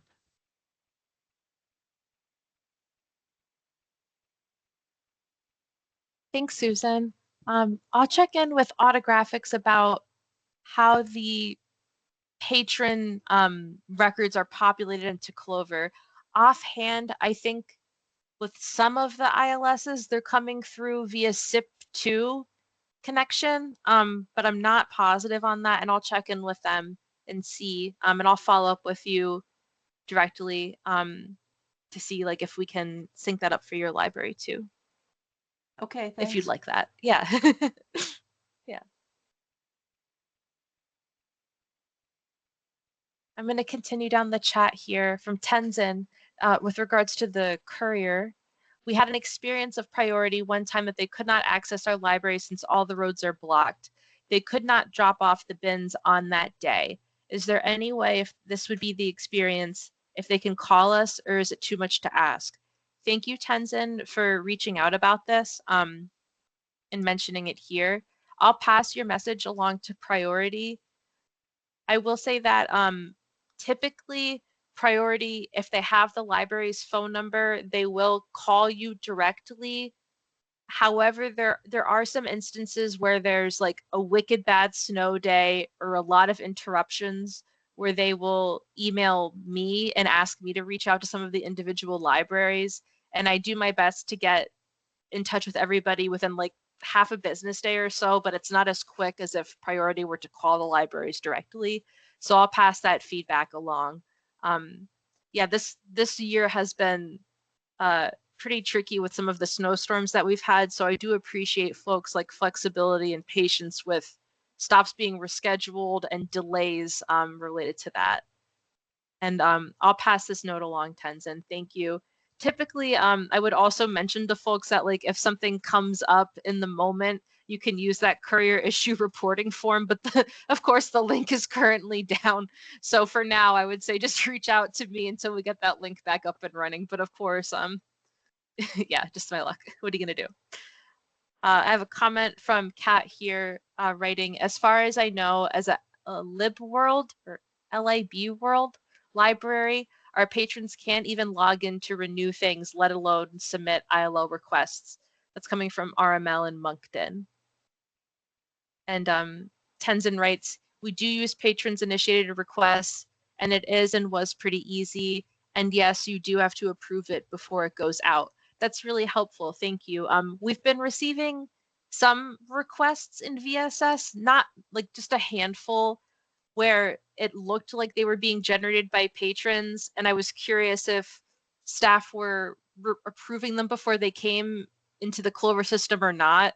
And so this is really helpful because I was looking through the autographics manual and then I was like, I'm just going to ask at the round table. So I appreciate that. Christine writes, at WML, we do not use patron-initiated requests as a way to keep it simple since we have so many patrons who are second homeowners. Yeah, that makes sense. Yeah, thanks, Christine. And Kat writes Library World, sorry. Oh, thank you. I just wasn't sure if I was pronouncing it right. Like sometimes when there's LIB at the beginning of something, I'm like, do I say lib or lib or whatever? So that's more of where I was getting stuck. So thank you for sharing the name of the ILS.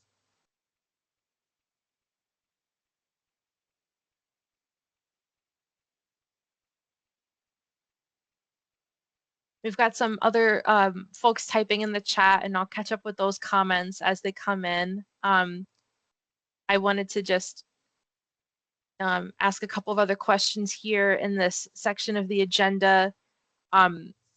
Are there any areas of ILL or topics that you'd like us to explore more deeply in upcoming meetings?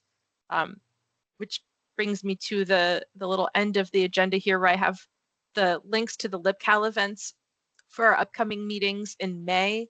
We'll meet on Teams, and at that meeting, we'll do the annual review of the Vermont ILL best practices document, which is sort of that document that operates kind of in tandem with the Vermont ILL code, like some thoughts on best practices. So each year, the ILL roundtable reviews the document. There's some potential additions that are proposed. We'll review them, and then I'll add them into the document following approval during the meeting. So that's something that we have on the docket for May. And a couple of other agenda items were sent in that I'll include on the May agenda too. But if folks have other thoughts on topics or things to discuss, I am all ears. Please feel free to raise your hand, toss them in the chat, or feel free to email me. When I put these agendas together, sometimes you'll see that there's like topics that have been submitted via email where I include the person's name. Sometimes I don't. If you prefer that you don't have your name included on an agenda item, that's all good. Like you can certainly submit things anonymously and we're still happy to discuss them. And then other questions I had was if there were any other guest speaker ideas, training topics, vendor demos that you'd be interested in. I know at our last meeting we had Karen Gravlin from the Able Library, the director of the Able Library and our consultant at the department. She gave a great presentation about the collections that are available on Able Library via ILL. So if there's anything else that you'd like to hear from members of the department about, other vendors, even Autographics, I could certainly reach out to them, one of their team, and see if there's something that they would like to demonstrate for us, or if there's anything that the ILL Roundtable specifically would like to see.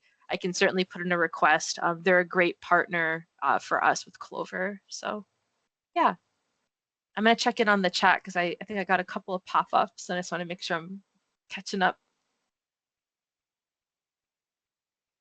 This is regarding patron-initiated ILLs. Just going back to that topic, Bree writes, at Bradford, we don't allow patrons to access ILL requests, but I can see how it would make it easier to not be the middleman.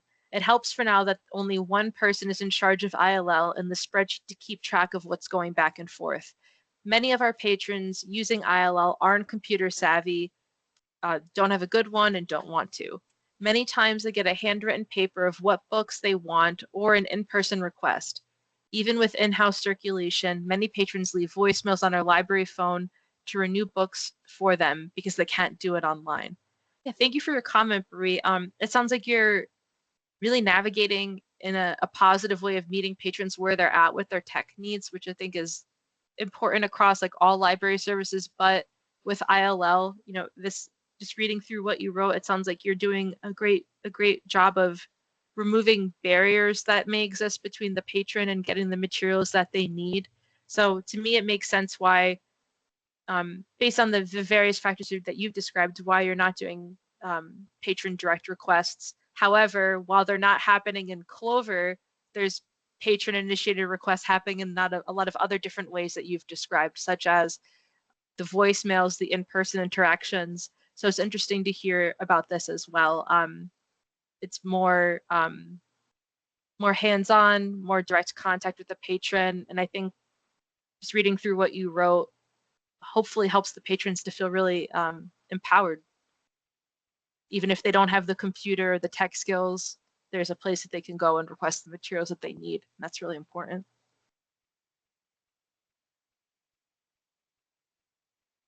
Wendy writes a question, for the libraries that only have one courier per week, missing a delivery without rescheduling just prolongs an already long wait time. does priority automatically reschedule or just skip us for the week? It's a great question. My understanding is that it's case by case basis. I think when possible, they automatically reschedule, and in weeks where there are significant storms, they sometimes have to skip for the week, especially if they're anticipating like no pun intended, but like a snowball effect of delays into the week after a storm. And so while I don't have an exact answer on that because it is case by case, I would suggest if there's a storm and your courier stop is canceled, please feel free to reach out to me directly, and I'll check in with Priority Express, or I would recommend reaching out to Priority Express directly. And I'm going to just because I have it memorized. This is the email address for libraries to contract the courier. It's libraries@prioritysameday.com. Our partners at Priority Express are very busy but very responsive within the parameters that they're working within. And they have shared with me, if you ever reach out to that email address regarding my stop was missed, I'd like to reschedule my stop was canceled, is it going to be rescheduled? They aim to respond to you within 24 hours. If 24 hours have gone by and you haven't received a response from Priority, please feel free to email me or respond to Priority again and CC me on it, whatever feels best for you. Don't ever feel like you're nagging us. I'd rather try to help you get your courier materials delivered to you in a timely manner. I don't want anybody to feel like if they're in limbo or like wondering when the bid is going to come. So I would recommend checking in with me, checking in with the libraries at prioritysameday.com email address. And if you don't hear back within like a day, definitely follow up with like one or both of us and we'll do our best to get it sorted. And again, thanks to everybody for their patience with the courier this season. We've had a mix of wacky winter weather, and they've also had some new staff and some changes in staff there, and they're training on some new folks too. Kat follows up and writes, unless you reach out to reschedule, I think they just skip you until next week. So yeah, I would definitely recommend reaching out to them to reschedule. And Bree writes, it would be nice, it's going back to patron-initiated ILL. No, it's all good. I just want to make sure that, because I feel like I'm jumping around a bunch, so I'm just kind of saying this so that if people are following around the recording and they don't see the chat, they can also follow. She writes, it would be nice for the tech-savvy patrons to have access, though, so it might be something to discuss with my director, especially since it seems like many libraries navigate it without issues. Yeah, for sure. And if your director is open to the idea, my understanding is that it's very simple to turn it on and off, like to enable and disable the patron-initiated ILLs. So if at any point you or any libraries here would like to try it for like a trial run, it's something that once you have it enabled, you certainly don't have to have it on for forever. So you could do like I don't know, like a month or like a 90-day long period of giving this a go. Yeah. Tenzin writes, I'm so sorry that this is not related to any topic we are discussing. That's all good. I'm here for it. Tenzin writes, can we know how many non-courier libraries we have? Do we have the listing anywhere we can access in Clover? I'd be happy to follow up with a list of the courier libraries. And offhand, I think we have 144 on the courier public, and there's a little bit over 180 publics in the state. So I think it's about 40-ish publics that are not on the courier. And I can check in on the other amount too. I think that when you think about the schools, it would be even higher. So I'll check in on that and I'll follow up in the meeting summary. Thank you for that question. And that is related, so it's all good. And Susan from Peacham writes, our courier grant contract says that libraries are discouraged from reaching out to Priority directly. Thank you for that comment. I have spoken personally with the the vice president at Priority, and he has shared with me that libraries are welcome to reach out to that email address to reschedule their stops and to check in about billing questions, where I think that libraries are traditionally more discouraged from reaching out to the courier directly would be lost materials. So if you have a book that is lost in transit in the courier, we typically recommend reaching out on the courier listserv and sending out a message to see if another library might have come across it as a starting point. When those messages come out on the courier listserv, I follow up off list and I'm say, thank you for your message. Could you let me know if you don't hear from any libraries within like a week or so, and I'll follow up with Priority, and then I reach out to Priority Express. So I think that if you have a book that's missing in transit or a missed delivery, those are sort of the two occasions where we prefer that you contact the Department of Library staff directly. And I'm just checking in on the chat here. Yeah, Logan writes, I think also the discouragement is so libraries don't call the courier to ask where their delivery is if it's a few hours late. Exactly. Yeah, so just to sort of clarify and differentiate, if you're going to email Priority Express, I'd say it's all good if you're emailing them about rescheduling a stop, billing question, my stop was canceled, and I'm wondering when my service will resume again. That's all good. If you have an item that's missing in transit, or if your delivery is at like 11 a.m. and it's 1 o'clock, in those circumstances, we would prefer that you reach out to myself directly or the LIB contact email inbox. Either of those all good. And typically, the courier issue reporting form is live and available for those things too. So if you use the courier issue reporting form to report a delayed stop or an item missing in transit, those emails are routed directly to my inbox, and then I share them, I triage them, and I share them with Priority Express, just to give you sort of like a behind the scenes. And if I can clarify that further or answer any questions about that, it's all good. I really appreciate you reaching out. Excuse me, I appreciate you pointing out that part of the contract, just so that we could have this conversation about it. Tenzin asks, can you please email me how many non-courier in total with schools? Thank you so much for all the answers. Yeah, for sure. I'm going to make a quick note of that.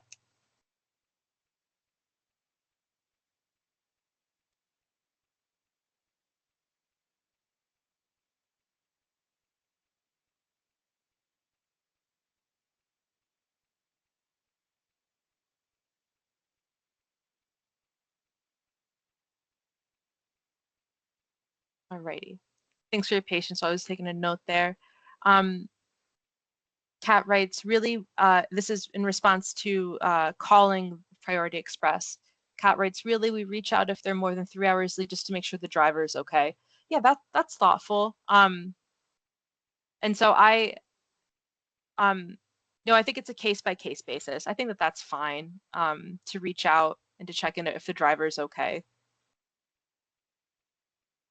And I think that if you were to ever call Priority Express, I found that they do a pretty good job of letting folks know if the request should have been channeled through the department. Once in a while, libraries will reach out to Priority asking for bags, and they'll which is all good. It happens, but they'll forward the request over to me and say, bag requests are fulfilled by the Department of Libraries, so they'll redirect accordingly. Tenzin asks, were there any books that Priority is holding at their location if we are missing books?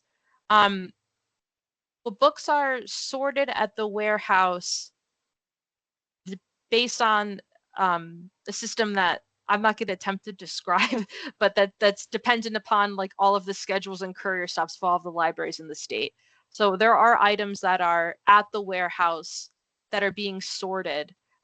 So anytime a library reaches out on the listserv or to me saying like, hey, we sent this book, it went from X library to X library, it hasn't arrived yet, I'll reach out to Priority Express, and every library at their warehouse has courier bins that are used to sort materials and where the materials are held in between stops. Like they're kind of just there until your library is having their materials pooled on right before your library's pickup or drop off.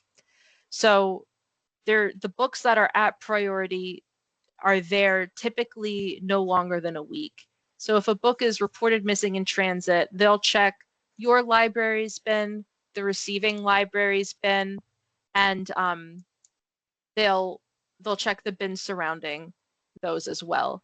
And I would say that they make a very solid effort to check for books missing in transit, and I do keep records of books missing in transit, as well as a missorting report that I submit to Priority Express quarterly. So when there are reports on the listserv that I receive directly where a library receives bags for another library, or unfortunately, occasionally a library will receive a bin intended for a different library, those reports are shared with Priority Express so that we can try to keep the system moving efficiently for everybody. And Logan responded to Kat and wrote regarding reaching out to Priority Express to check in if they're a little late or a couple hours late. Logan writes, "That's a great reason to check. I worked at a library that would want me to call to complain." Yeah. Yeah, thank you for your comment there. And Wendy writes, "Our deliveries have been so inconsistent lately that we wouldn't know if there was an issue with the driver. They're still just trying to find us a regular guy." I'm sorry to hear about that, Wendy. I'd be happy to reach out to Priority Express. I do know that over the past couple of months, they've had 2 or 3 new drivers. So I appreciate your patience with those challenges, and just going to make a note, follow up with them. And thank you everyone for your transparency about like your experience, both the good and the hiccups and the challenges along the way with ILL and the courier. It's all important to talk about. Logan writes, regarding missing books, I found that most of the time it's been misplaced by one of the libraries rather than the courier service. And Susan writes, how many of the missing books have been found by Priority at their location? So missing books weren't previously tracked until I started at the department.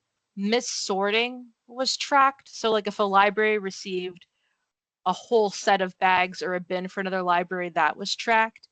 So missing books, we don't have a lot of data on. We have just under a year of data.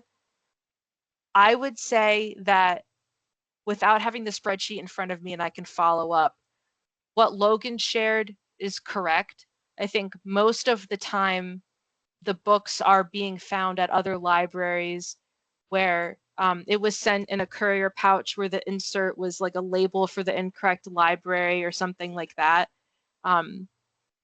Most of the time where I've sent a message out on the listserv, the libraries have found it from another library, or it came within like a week or 2 after they reached out. And so it might have just been lost in transit or some sort of delay. I'd be happy to follow up with a more solid number, but it does seem to be a mix.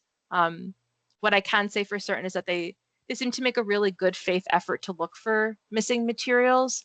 And we do have, we're currently operating on a 90, I think it's 98% satisfaction rate across the courier library members with the service. So, overall, I think that it's, it has challenges, but they are really trying their best. Kat follows up and writes, ew, complaints. No, we love Richard who does the bins, and we've had to reach out and offer delivery location help for the occasional fill-in driver. If we have problems, we email or send through the state. We found that they come within a 3-hour delivery window pretty consistently, and I hope you get a consistent driver soon. Yeah, we found it to be the same at the Department of Libraries. My fingers are crossed, and I'll reach out regarding Wendy's service for sure. I think at the department, they typically come within like a 2-hour window, something like that. Yeah, that's what I would say too. Thank you for all of your comments surrounding this. I really appreciate the conversation. Oh, and thank you, Susan, as well. And so,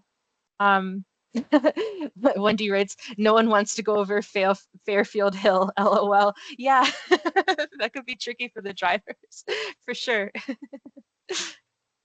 Thanks, everyone. Well, we've got just about 5 minutes left and the planned time together for today's roundtable session. I'm happy, of course, to stick around longer if other folks have questions, but I just wanted to point us back to the agenda briefly. So again, some of the questions that I had asked were if there's topics that you'd like us to discuss further at upcoming meetings, guest speaker ideas, etc., anything from the autographics team. I am currently teaching a reference course between now and March once a week. So my goal for this week is to have the recording and the meeting summary up by Friday. If I don't get to it for Friday, which is my goal, I'll have it up by Monday, end of day at the latest.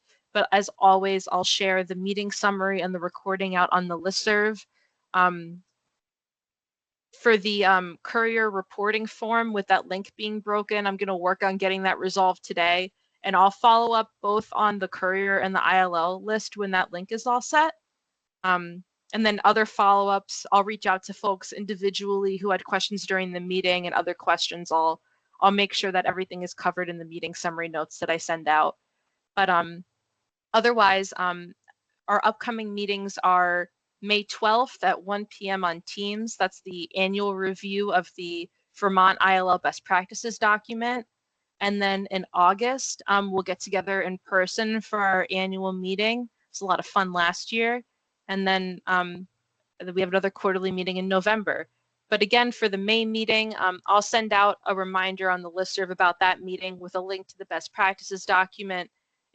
And as always, if you have questions, feedback, thoughts about what you'd like to see included in these meetings or how these meetings are run, I'm really open to any thoughts and any suggestions that folks have. And I just appreciate all of the contributions and discussion and opportunity to learn from all of you at these sessions.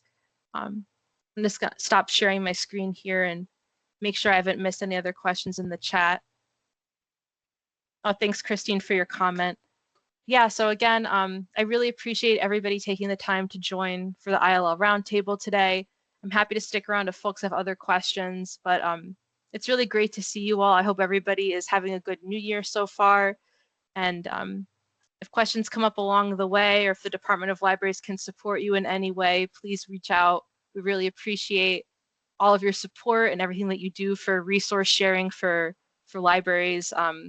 Not only in Vermont, but across the country with out-of-state lending and resource sharing. It's a great thing to be a part of, and I'm really grateful. So thank you all, and thanks for all your questions.